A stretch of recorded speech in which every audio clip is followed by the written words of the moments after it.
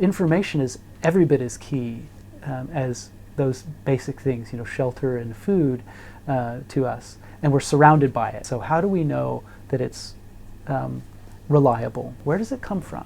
Did a professional produce it? Was it verified? Did they check it? The challenge for us was how we verify it. We needed to get a hold of our sources, and as much as we could from people over the phone on the ground, try to verify the content, the versions being shared through social media to see what the real story was. You don't report, or at least I don't report, on the basis of what they're saying on social media. Using quotes sourced from social media, this kind of thing, I have a problem with that.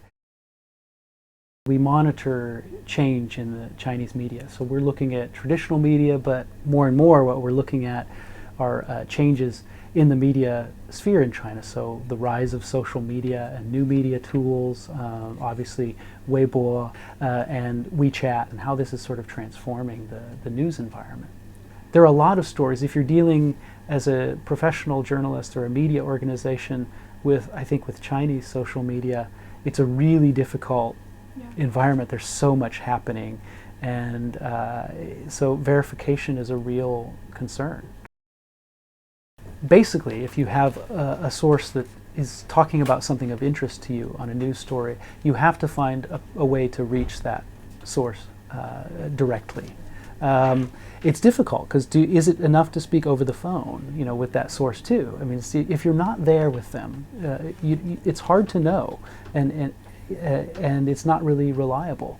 In my case, I'm working on longer projects. So I worked recently on a book about urban villages in China, and in a few cases I found sources through Weibo who are talking about the village that I'm reporting or the issue I'm reporting, and eventually it's a matter of going to Guangzhou or whatever city I'm reporting on and meeting that source. So it's about a very careful interaction with them, not revealing too much of what I'm doing because I don't know them yet, I can't trust them, and then arranging a meeting in a secure, open location where I can see who they are and see whether they're a credible person. From that point on, I have a human interaction, and so our interaction is your traditional face-to-face interaction that a journalist would have. It's the best sort of reporting there is.